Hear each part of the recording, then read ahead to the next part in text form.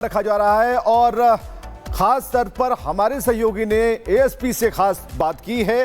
कैसे इंतजाम है, कैसे कंट्रोल किया जाएगा और जो पहली नमाज है उसके बाद कुछ उपद्रव ना मचे, समरसता बनी रहे, इसके लिए क्या कुछ कहा है ये सुनाते हैं।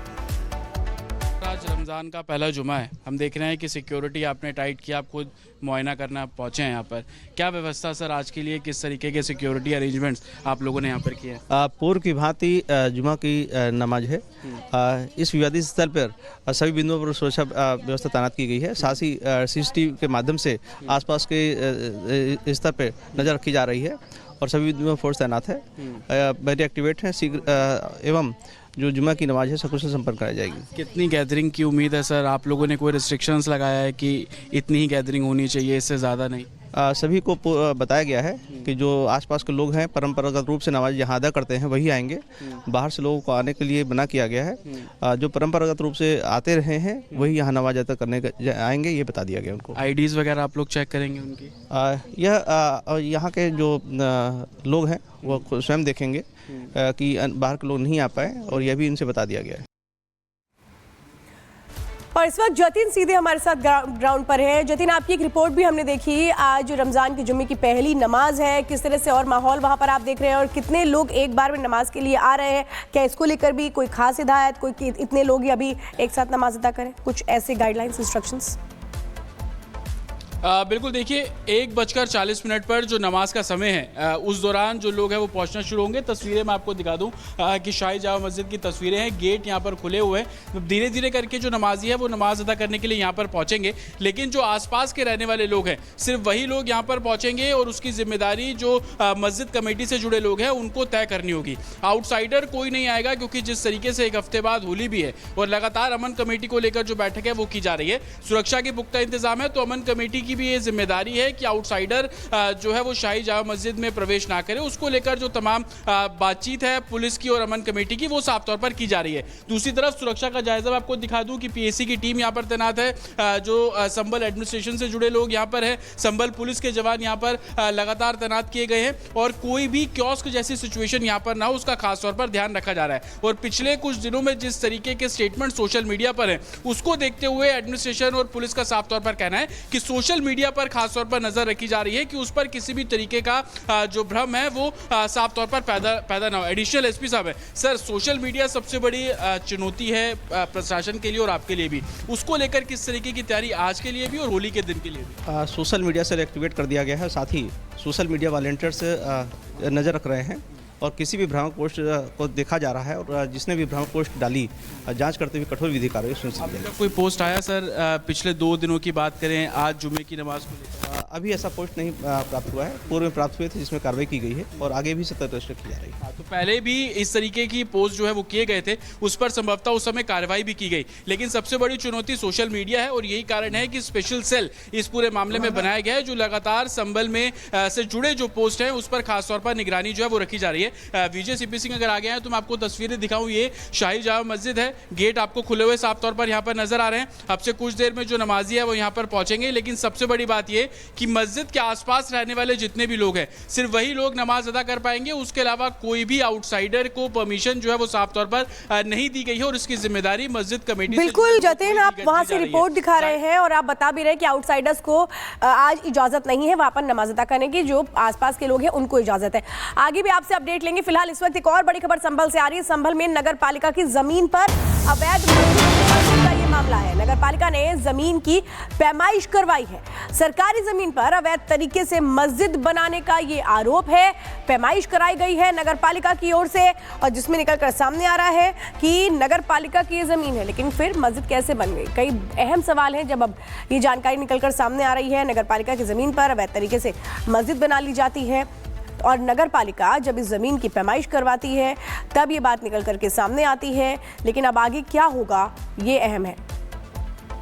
कि ये घाटा संख्या 341 है जो उनकी अपनी भूमि है और उस भूमि पर कुछ लोगों ने अवैध अतिक्रमण कर रखा है। उसी क्रम में आज ये पैमाइश कराई जा रही है। ये लगभग 397 एयर का मामला है, जिस पर मस्जिद भी बनी हुई है और तमाम अवैध कब्जेदारों के मकान भी बने हुए हैं। क्योंकि हमारे रिकॉर्ड में इनका नाम नहीं है, यह नगर पालिका परिषद के नाम की भूमि है जिस पर इनके मकान बने हुए हैं। नगर पालिका को हम इसको रेफर करेंगे कि नगर पालिका ये बताए कि क्या ये गाटे उन्होंने किसी को आवंटित किए हैं अथवा इनके आवंटन का कोई प्रस्ताव उनके पास विचाराधीन है। अगर वो सूचना देंगे कि हमने आवंटित नहीं किया तो इनके बेदखली की कार्रवाई की जाएगी। और चलिए खबरों में आगे बढ़ते हैं। अगली खबर आपको बताएंगे बिहार से। बिहार के गोपालगंज पहुंचे बाबा बागेश्वर ने एक बार फिर से हिंदू राष्ट्र को लेकर हुंकार भरी तो बिहार आने का विरोध करने वालों को दो टूक कह दिया कि जितना रोकोगे उतनी बार हम आएंगे। पूरी खबर इस रिपोर्ट में देखिए।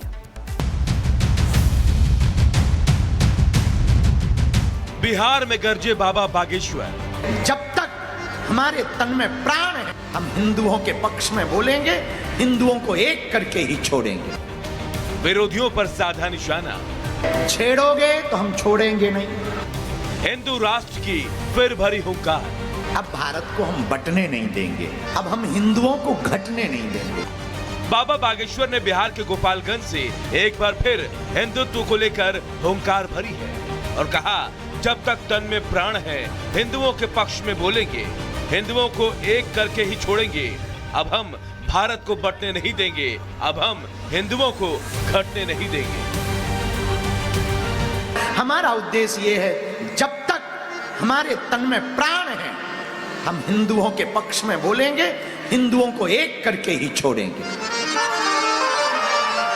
क्योंकि हमारी भारत माता के ऑलरेडी बहुत टुकड़े हो गए, अब भारत को हम बंटने नहीं देंगे, अब हम हिंदुओं को घटने नहीं देंगे।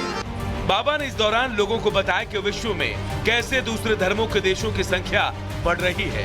ऐसे में हिंदू को अगर किसी देश से बाहर निकाल दिया गया तो उसके लिए मुश्किल हो जाएगी। 65 से ज्यादा देश इस्लामिक हैं, 95 से ज्यादा देश ईसाइयों के।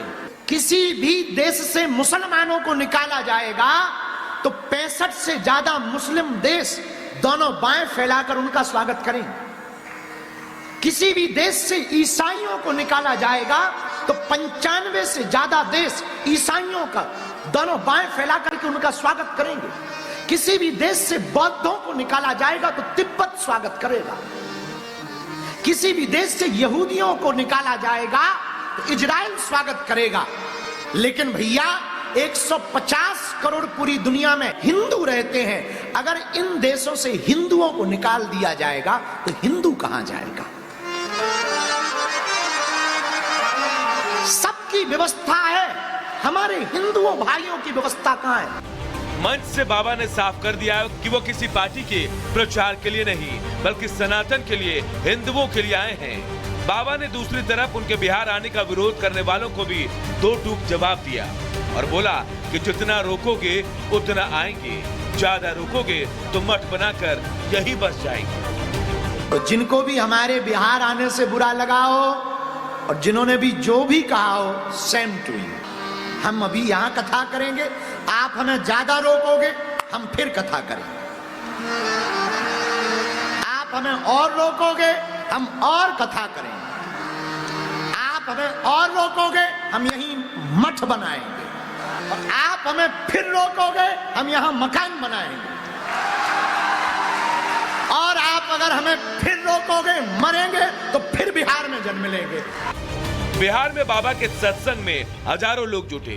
यहीं से बाबा ने सनातन का झंडा बुलंद करने का आह्वान किया और साफ कर दिया कि वो मरते दम तक हिंदू राष्ट्र के लिए आवाज उठाते रहेंगे।